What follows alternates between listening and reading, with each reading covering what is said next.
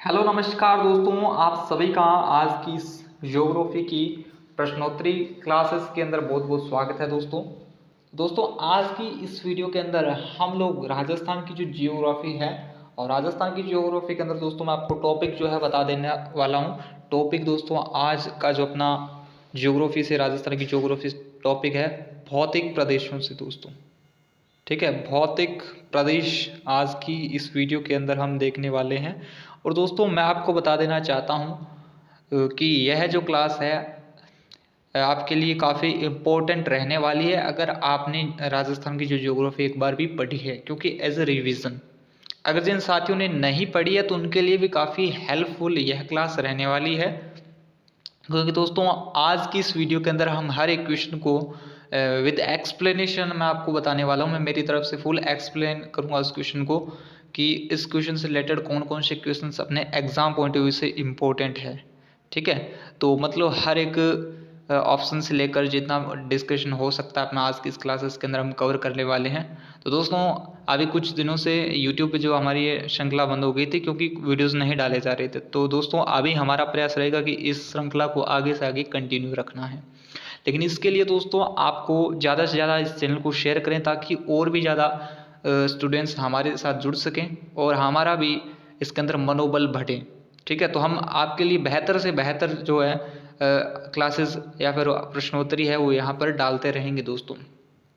तो जो भी लोग जुड़े हैं उन सभी का मोस्ट वेलकम है क्लास के अंदर। तो चलिए दोस्तों अपने स्टार्ट कर रहे हैं पहले ही क्वेश्चन से। लेकिन इससे पहले दोस्तों अगर आप चैनल पर आ गए हैं तो चैनल को ज़रूर से सब्सक्राइब कर लीजिएगा दोस्तों। ठीक है, इससे आपका जो हर एक हमारा चैनल का नोटिफिकेशन आपके पास इजीली पहुंच जाए। तो चलिए दोस्तों अपने स्टार्ट करें अपने फर्स्ट क्वेश्चन से। ठीक है, फर्स्ट क्वेश्चन जो अपना आ रहा है आपकी स्क्रीन पर ये दिखाई दे रहा है। पश्चिमी मरुस्थलीय प्रदेश राज्य के कुल क्षेत्रफल का है। ठीक है, और नीचे दोस्तों अपने को ऑप्शंस के अंदर कुछ परसेंटेज में आंकड़े दिए हुए हैं दोस्तों। ठीक है, तो यहाँ पे क्या पूछा जा रहा है, प्रदेश का राज्य के कुल क्षेत्रफल का मतलब है कितना प्रतिशत है। तो प्रतिशतता में आपसे यह जो क्वेश्चन है पूछा जा रहा है दोस्तों। ऑप्शन आपके लिए 58.50%, 61.11%, 60.57% या फिर 40% दोस्तों। ठीक है, दोस्तों पश्चिमी मरुस्थलीय प्रदेश की अगर हम बात करते हैं दोस्तों तो इसका दोस्तों जो क्षेत्रफल आता है 61.11% क्षेत्रफल पर या फिर 61.11 क्षेत्रफल पर। कई बुक्स में अप्रोक्सीमेटली इसका जो आंकड़ा है 61% भी लिखा होता है, तो आप घबराएं नहीं, 61.11% या फिर 61%। और जो यहाँ पर दोस्तों आपके लिए जो एक और दूसरा दोस्तों आंकड़ों से रिलेटेड यहाँ से जो क्वेश्चन पूछा जाता है वह है इसकी जो जनसंख्या, यानी कि जो अपने राजस्थान प्रदेश की जनसंख्या है वह इस प्रदेश में उसका मतलब कितना हिस्सा या फिर प्रतिशत है वह निवास करता है। तो वह भी देख लीजिएगा दोस्तों, वह 40% अपनी जनसंख्या है राजस्थान की जो इस प्रदेश में निवास करती है दोस्तों। और इस प्रदेश के अंतर्गत अपने राजस्थान के कितने जिले आते हैं, तो 12 जिले अपने राजस्थान के भाई आते हैं। इसके अंदर कितने जिले आते हैं, 12 जिले। तो ये तीनों फैक्ट है दोस्तों, इनको आप रट लीजिएगा दोस्तों, क्योंकि इन तीनों फैक्ट से दोस्तों क्वेश्चन पूछे गए हैं और आगे भी संभावना है कि यहाँ से क्वेश्चन बनने की पूरी। ठीक है, तो एक बार फिर देख लीजिएगा, 61.11% मरुस्थलीय प्रदेश के अंतर्गत अपना जो क्षेत्रफल आता है और 40% जनसंख्या निवास करती है, 12 जिले इसके अंतर्गत आते हैं दोस्तों। अभी दोस्तों अपने क्वेश्चन पर चलते हैं। तो क्वेश्चन अपना क्या था कि कुल क्षेत्रफल कितना क्षेत्रफल है, तो ब नंबर ऑप्शन यहाँ पे आपको दिखाई दे रहा होगा 61.11%, जो कि इसका राइट आंसर रहने वाला है दोस्तों। 61.11%, 61.11%। चलिए दोस्तों नेक्स्ट क्वेश्चन पर। नेक्स्ट क्वेश्चन आपकी स्क्रीन पर जो दिखाई दे रहा है वह है पश्चिमी राजस्थान की सबसे ऊंची चोटी कौन सी है दोस्तों। ठीक है, काफ़ी इंपॉर्टेंट क्वेश्चन दोस्तों। इसराना भाकर, यहाँ पे डोरा लिखा है, नहीं दोस्तों ये थोड़ी मिस प्रिंटिंग के साथ डोरा पर्वत है, डोरा पर्वत, नाकोड़ा पर्वत, गुरु शिखर दोस्तों। 4 ऑप्शन दिए गए, आपको बताना है पश्चिमी राजस्थान दोस्तों, पश्चिमी राजस्थान की सबसे ऊंची चोटी कौन सी है। वहीं दोस्तों अगर मैं पश्चिमी नाम को हटा दूं, मैं सीधा आपसे पूछूं कि राजस्थान की सबसे ऊंची चोटी कौन सी है, तो मेरा जो आंसर रहेगा गुरु शिखर। ठीक है, मेरा जो आंसर यहाँ पर रहेगा वह है गुरु शिखर दोस्तों। गुरु शिखर राजस्थान की सबसे ऊंची चोटी, जिसकी ऊंचाई की अगर बात करते हैं तो ऊंचाई आती है 1722 मीटर की ऊंचाई। कौन से जिले में है दोस्तों? यह भी प्रश्न हम लोगों से कई बार पूछा गया दोस्तों। कौन से जिले में है? तो यह सिरोही जिले में है, 1722 मीटर ऊंची चोटी। खैर दोस्तों, अपना जो क्वेश्चन है पश्चिमी राजस्थान की सबसे ऊंची चोटी, ठीक है। और हम जो इस टॉपिक के अंतर्गत हैं भौतिक प्रदेशों से, तो दोस्तों पश्चिमी राजस्थान बताइए क्या कौन से भौतिक, एक अलग से भौतिक प्रदेश है दोस्तों, ठीक है। अलग से, अगर अपना सीधा राजस्थान होता तो अपना गुरु शिखर आंसर सही रहता दोस्तों। क्यों अभी पश्चिमी इसके अंदर नाम ऐड हुआ है दोस्तों? पश्चिमी नाम ऐड हुआ है मतलब मरुस्थलीय प्रदेश के अंतर्गत अपने से पूछा जा रहा है। तो दोस्तों गुरु शिखर तो आप सभी को पता है सिरोही में, और सिरोही किस में आता है? अरावली में। तो इस ऑप्शन को आप काट दीजिएगा दोस्तों, ठीक है। तो अब दोस्तों आपने इसराना भाकर, डोरा पर्वत, नाकोड़ा पर्वत, 3 ऑप्शन आपके पास रह गए हैं दोस्तों। तो पश्चिमी राजस्थान की सबसे ऊंची चोटी की अगर मैं बात करूं तो यह जालोर में स्थित है, जो कि जसवंतपुरा की पहाड़ियां जालोर में स्थित है, डोरा पर्वत, ठीक है। और इसकी जो ऊंचाई आती है 869 मीटर। कितनी आती है दोस्तों? 869 मीटर। किस जिले में है दोस्तों? जालोर में है। ऊंचाई कितनी? 869 मीटर। कौन सी है? डोरा पर्वत, पश्चिमी राजस्थान की सबसे ऊंची चोटी। या फिर पूछा जा सकता है आपसे राजस्थान में थार के मरुस्थल की सबसे ऊंची चोटी, तो जालोर में स्थित यही है वह चोटी, डोरा पर्वत।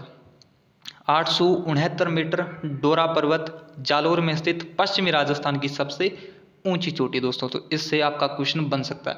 और कई बार दोस्तों क्या होता है कि कई बार आपको आंकड़ा नहीं पूछा जाता है, नहीं उसकी सबसे ऊंची चोटी मतलब किस टाइप से, तो कई बार आपसे प्रश्न सीधा पूछा जा सकता है कि जिलों से रिलेटेड, ठीक है। तो कई बार आपको जिले मैच करने होते हैं, एक पर्वत शिखर आपको दिया जाता है और साइड में आपको जिले दिए जाते हैं, तो उनको मैच करना होता है दोस्तों, ठीक है। इसराना भाकर, डोरा पर्वत, दोनों ही दोस्तों याद रखना है, दोनों ही जालोर में है।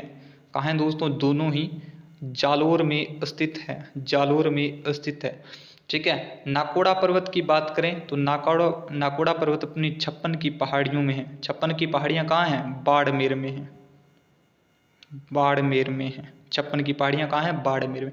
अब हम बात करते हैं गुरु शिखर। तो गुरु शिखर तो आप सभी को पता है राजस्थान की सबसे ऊंची चोटी। ऊंचाई कितनी है? 1722 मीटर। कौन से जिले में है? तो यह है सिरोही दोस्तों, सिरोही, सिरोही जिले में है।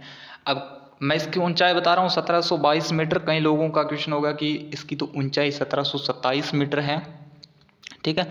तो कई बुक्स इसकी ऊंचाई 1727 मीटर भी लिखती है। खैर आपको यहाँ पे ज़्यादा कंफ्यूज नहीं होना है, क्योंकि ऊंचाई में तो ऑप्शन आपको वहाँ पर दोस्तों क्वेश्चन के अंदर एक ऑप्शन देखने को मिलेगा, 1727 होगा या फिर 22 होगा, ठीक है। तो कई बुक्स इसको 27 तो कई 22 लिखती है।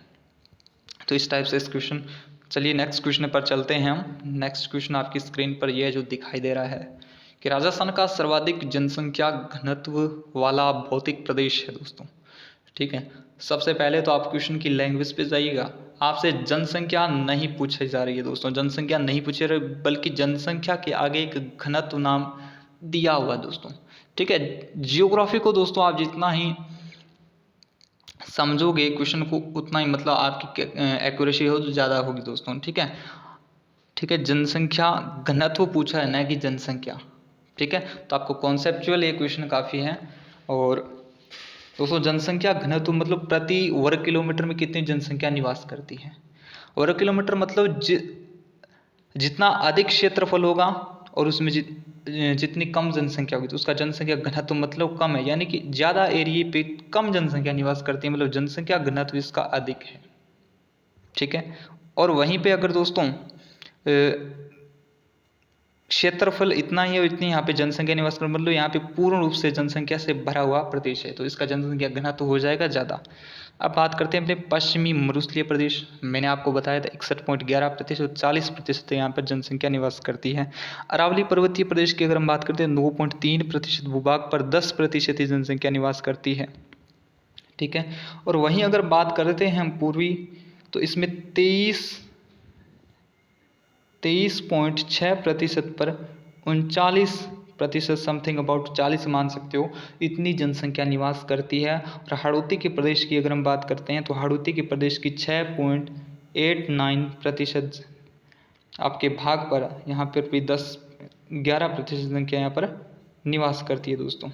ठीक है, तो आप देखोगे तो इस पूर्वी प्रदेश में 23.6% भाग पर ही समथिंग अबाउट 40% जनसंख्या निवास कर रही है।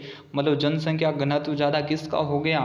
पूर्वी मैदानी प्रदेश का। क्यों? क्योंकि यहाँ पे कम क्षेत्रफल में अधिक जनसंख्या निवास कर रही है, मतलब जनसंख्या घनत्व इस प्रदेश का है ज़्यादा, इस प्रदेश का ज़्यादा है। तो आपका इसका जो राइट आंसर रहेगा स वाला, पूर्वी मैदानी प्रदेश। और साथ साथ दोस्तों आपके इसके जो आंकड़े हैं इनके वह भी क्लियर हो गए होंगे मेरे अकॉर्डिंग। चलिए दोस्तों नेक्स्ट क्वेश्चन की बात करते हैं। नेक्स्ट क्वेश्चन है, लसाड़िया का पठार राजस्थान के किस जिले में स्थित है दोस्तों? ठीक है, ऑप्शन आपको दिए गए राजसमंद, उदयपुर, सिरोही, अलवर। तो दोस्तों लसाड़िया के पठार की अगर हम बात करते हैं तो लसाड़िया का पठार उदयपुर जिले में स्थित है पूर्ण रूप से, इसका विस्तार उदयपुर में। तो इसका राइट आंसर हो जाएगा अपना उदयपुर। ठीक है, और जो राजसमंद में कुंभलगढ़, राजसमंद से गोगुंदा, उदयपुर तक का जो पठारी प्रदेश है उसको दोस्तों क्या कहते हैं? भोराट का पठार। भोराट का पठार। गोगुंदा से कुंभलगढ़ मतलब इन दोनों के मध्य स्थित है यह बोराट का पठार। ठीक है, ध्यान रखना है गोगुंदा कुंभलगढ़ का है, जबकि गोगुंदा आपका उदयपुर का, जबकि कुंभलगढ़ आपका राजसमंद का। इन दोनों के मध्य स्थित कौन सा पठार है? तो बोराट का पठार है। ठीक है, या फिर आपसे पूछा जाए बोराट का पठार का विस्तार किन जिलों में है, तो इन जिलों में दोस्तों बोराट का पठार आता है। अब सिरोही की हम बात करते हैं तो सिरोही में आपका जो सबसे इम्पोर्टेंट जो पठार है वह है आपका उड़िया का पठार। ठीक है, उड़िया का पठार, उड़िया पठार। ठीक है, इसकी दोस्तों क्या इम्पोर्टेंस है, क्यों ये एग्जाम्स में पूछा? इसकी एक इम्पोर्टेंस देख लीजिए, क्योंकि ये सबसे ऊंचा पठार है।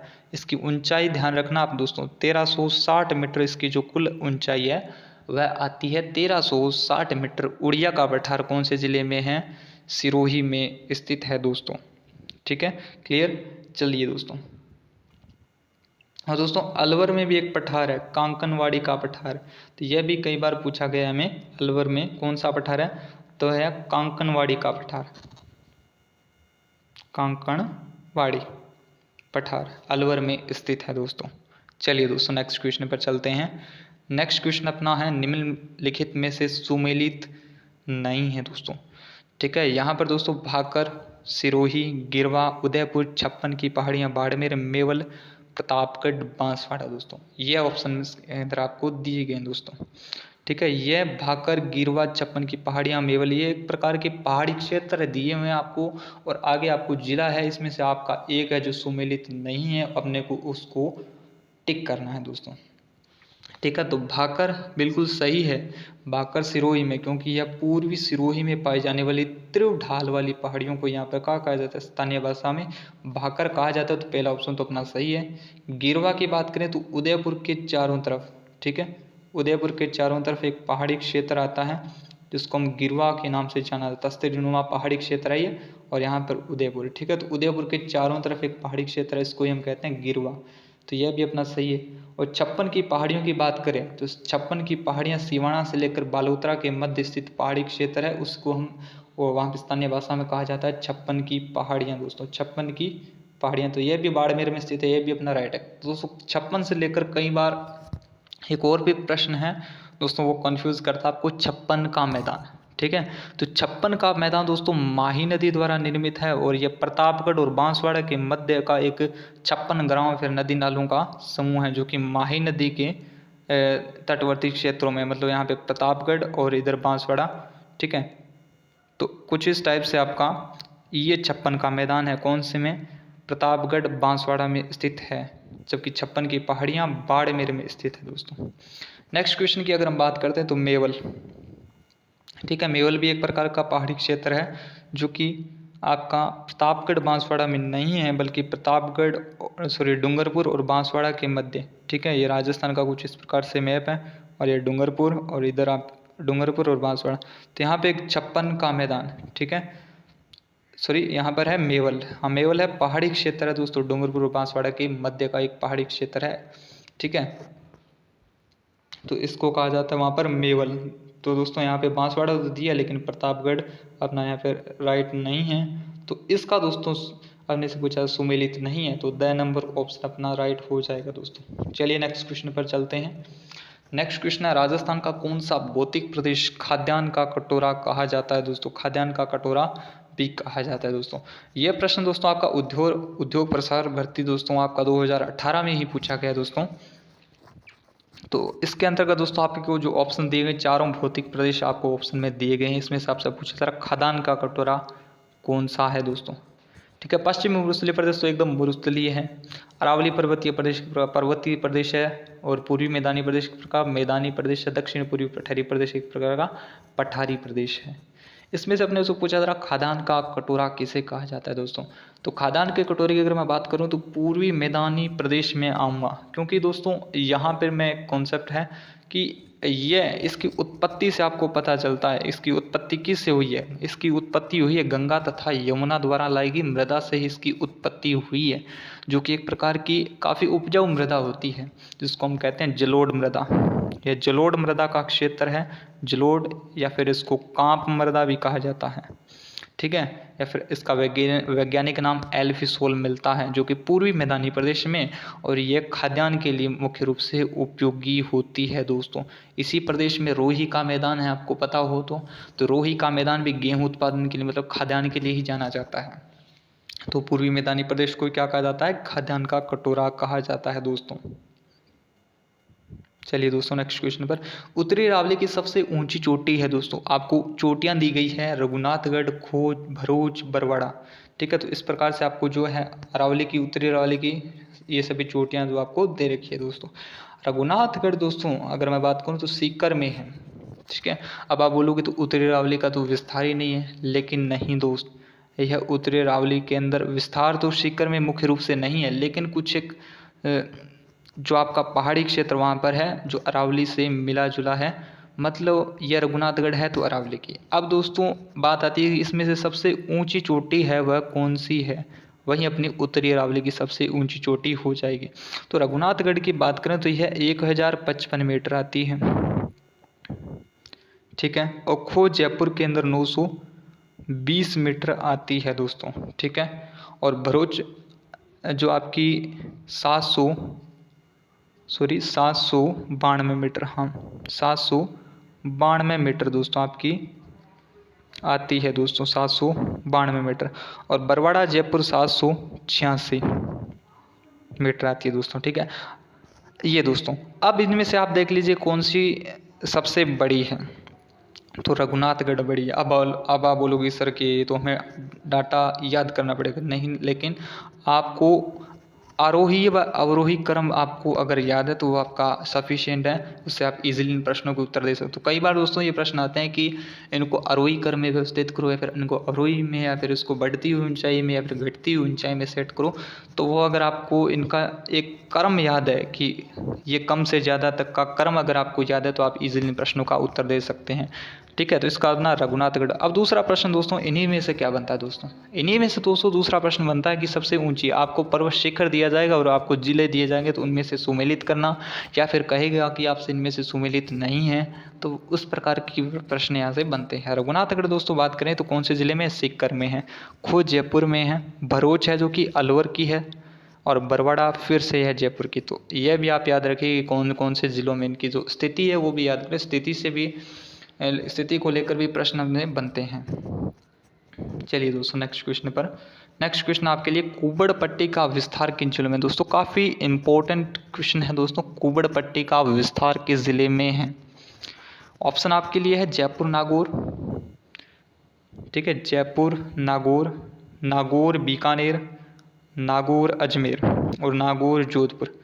दोस्तों कुबड़ पट्टी की अगर मैं बात करूं तो कुबड़ पट्टी एक प्रकार की फ्लोराइड युक्त जल पट्टी है, फ्लोराइड युक्त जल पट्टी है, और यह मुख्य रूप से नागौर व अजमेर के मध्य एक फ्लोराइड युक्त जल पट्टी है, जिससे दोस्तों यहाँ के जब लोग इस जल को पीते हैं, फ्लोराइड युक्त जल होता है, जब इसको पीते हैं तो उनकी हड्डियाँ हो जाती है कमज़ोर, और वो हो जाते हैं कुबड़े, ठीक है। तो यहाँ पे इसी कारण इसको कुबड़ पट्टी भी कहा जाता है, और इसको दूसरी संज्ञा दी गई बांका पट्टी, या फिर इसको कई जगह लिखा होता है हॉन्च बेल्ट, ठीक है। तो इन तीनों में से आपसे कोई भी पूछा जाए, कोबड़ पट्टी, बांका पट्टी या फिर होमच बेल्ट का विस्तार किन जिलों में, तो वो एक ही चीज़ है, वह है नागौर और अजमेर में एक प्रकार की फ्लोराइड युक्त जल पट्टी होती है। दूसरी लैंग्वेज में भी दोस्तों आपसे क्वेश्चन पूछा जा सकता है, ठीक है। आपको कोबड़ पट्टी, बांगा पट्टी, होंच बेल्ट इन तीनों में से नहीं दिया हुआ, आपसे सीधा पूछा जाएगा कि नागौर और अजमेर के मध्य फ्लोराइड युक्त जल पट्टी है, वह क्या कहलाती है, तो मेरा वहाँ पे आंसर रहेगा कोबड़ पट्टी। ठीक है। तो क्वेश्चन आपका कोई भी लैंग्वेज में हो, पूछा गया हो एग्जामिनर के द्वारा, अगर आपको कंसेप्ट उसका क्लियर है तो आप इजीली उन प्रश्न के उत्तर दे सकते हैं दोस्तों। ठीक है। तो यहाँ पे इसका नागौर अजमेर हो जाएगा दोस्तों। एक ऑप्शन आपको दिखाई दे रहा है दोस्तों, नागौर बीकानेर। नागौर से बीकानेर के मध्य दोस्तों एक प्रकार का एक और आती है आपकी, जो जिप्सम जमाव क्षेत्र है नागौर और बीकानेर के मध्य। ठीक है। और इस जिप्सम जमाव क्षेत्र को क्या संज्ञा दी गई है दोस्तों, ये भी प्रश्न अपना बन सकता है। तो इसको कहा जाता है हार्डपन। क्या कहा जाता है दोस्तों, हार्डपन। हार्डपन कहा जाता है इसको। ठीक है। तो आपसे पूछा जा सकता है हार्डपन का विस्तार किन जिलों में है, तो नागौर बीकानेर में। अगर आपसे पूछा जाए हार्डपन क्या है, तो वहाँ पर आपका उत्तर रहेगा नागौर और बीकानेर के मध्य जिप्सम जमाव क्षेत्र को ही क्या कहते हैं, हार्डपन कहते हैं। चलिए दोस्तों नेक्स्ट क्वेश्चन पर हम चलते हैं। नेक्स्ट क्वेश्चन है, निम्नलिखित सूची को सुमेलित कीजिए। अभी दोस्तों मैं जैसा कि आपको बता रहा था कि सुमेलित करने में भी आपके पर्वत शिखर दिए हैं इधर और इधर जिले दिए हैं, आपसे पूछा जा रहा है इनको सुमेलित करो। ठीक है। तो खो, अचलगढ़, ठीक है, कमलनाथ, बाबाई, ये सभी अरावली की चोटियां हैं और इधर उनसे संबंधित जिले दिए गए। ठीक है। तो इनमें आपको सुमेलित करना है। खो जो कि जयपुर की सबसे ऊंची चोटी आती है। ठीक है। अचलगढ़ आपकी कहाँ पे आती है, अचलगढ़ आती है आपकी सिरोही में, इसकी ऊंचाई कितनी है 1380 मीटर। कमलनाथ आपकी उदयपुर में है। ठीक है। और बाम्बई आपकी है जो झुंझुनू में है दोस्तों। ठीक है। ये सभी सुमेलित है दोस्तों, ये सभी क्या है दोस्तों, सुमेलित है। ठीक है। तो आप इनका स्क्रीनशॉट ले लीजिए, क्योंकि ये पर्वत शिखर कई बार एग्जाम पॉइंट ऑफ व्यू से लेकर पूछे जाते हैं उनको सुमेलित करने के अंतर्गत। ठीक है। यहाँ पे स्पेस न होने के कारण मैंने पहले ही आपको जो सुमेलित है वो मैंने यहाँ पे सामने लिख दिए हैं। खो जयपुर में है, अचलगढ़ सिरोही में है और कमलनाथ है उदयपुर में स्थित है दोस्तों, कमलनाथ उदयपुर में। चलिए दोस्तों, हाँ नेक्स्ट क्वेश्चन आपके लिए है, 12 में पाई जाने वाली घोड़े के नाल के आकार की दोस्तों पहाड़ियाँ क्या कहलाती है दोस्तों। 12 जिले में पाई जाती है मुख्य रूप से घोड़े के आकार की पहाड़ियाँ, इनको क्या कहा जाता है दोस्तों।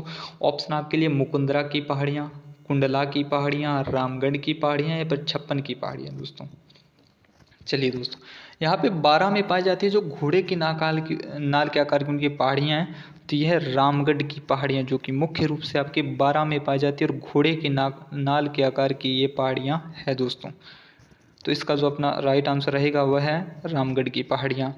अब दोस्तों अभी जो नेक्स्ट मैंने पहले क्वेश्चन की डिस्कस किए हैं, इसी प्रकार से इनका भी आपसे जिला भी याद होना चाहिए, क्योंकि लोकेशन अगर आपको नहीं याद होगी तो आप सुमेलित करने के अंतर्गत और जो भी क्वेश्चन यहाँ से बनते हैं उन सभी को नहीं सोल्व कर पाओगे।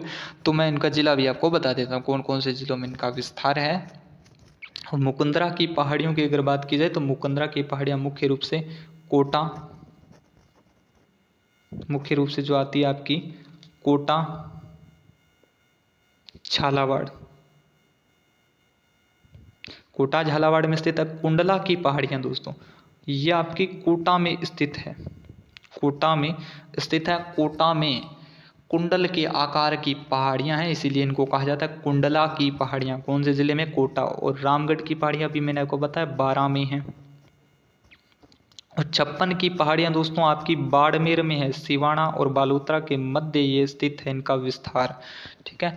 ये 12 में है। लेकिन छप्पन का मैदान प्रतापगढ़ और बांसवाड़ा के मध्य माही नदी के द्वारा निर्मित मैदानी प्रदेश को कहा गया था छप्पन का मैदान, लेकिन छप्पन की पहाड़ियों की वहीं बात आती है तो ये बाड़मेर में स्थित है दोस्तों। ठीक है। तो आपको लोकेशन पता चल गई होगी। अभी दोस्तों छप्पन की पहाड़ियों में कुछ इस तरह से छप्पन की पहाड़ियों का विस्तार है सिवाना से बालोतरा के मध्य। तो तो यहाँ पे दोस्तों मैं आपको एक और चीज़ समझाने का प्रयास करूँगा कि छप्पन की पहाड़ियों में आपको यहाँ पर एक पर्वत मिलता है, नाकोड़ा पर्वत। ठीक है, नाकोड़ा पर्वत, जहाँ पे नाकोड़ा भैरव मंदिर बना हुआ है। ठीक है, आपका नाकोड़ा भैरव मंदिर,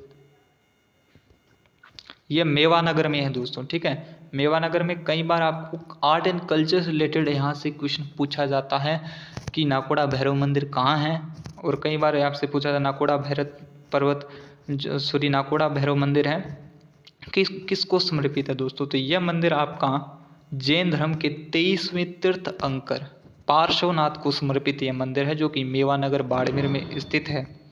ठीक है, और दोस्तों नेक्स्ट यहाँ पे एक जियोग्राफिकली क्वेश्चन यहाँ पे क्या बनता है वो देखिएगा आप। जियोग्राफिकली यहाँ पे दोस्तों ये छप्पन की पहाड़ियों में दोस्तों एक लोकेशन है पीपलूद ग्राम, और यहाँ पे हल्देश्वर महादेव का मंदिर है दोस्तों। हल्देश्वर महादेव का मंदिर ये आपका आर्ट एंड कल्चर से रिलेटेड हो सकता है, लेकिन यहाँ पर दोस्तों पीपलूद की अगर हम बात करते हैं तो पीपलूद आपका सर्वाधिक वर्षा वाला स्थान आता है पश्चिमी राजस्थान का। पीपलूद सर्वाधिक वर्षा वाला स्थान आता है, इसलिए इसको लघु माउंट आबू या फिर जो थार का जो माउंट आबू इसको कह सकते हैं, पश्चिमी राजस्थान का माउंट आबू या फिर लघु माउंट आबू की संज्ञा पीपलूद ग्राम को दी गई, क्योंकि यहाँ पर पश्चिमी राजस्थान के ये अंदर सर्वाधिक वर्षा वाला स्थान है पहाड़ी क्षेत्रों से घिरा होने के कारण दोस्तों। तो थैंक यू दोस्तों वीडियो को देखने के लिए। उम्मीद करूँगा कि आपको इस क्लास से काफ़ी बेनिफिट हुआ होगा दोस्तों। तो वीडियो को जाते जाते लाइक करना और चैनल को भी सब्सक्राइब करना, क्योंकि जो हमारा प्रयास आगे रहेगा कि इस श्रृंखला को आगे से आगे कंटिन्यू रखने का दोस्तों। थैंक यू दोस्तों, मिलेंगे नेक्स्ट वीडियो के अंदर।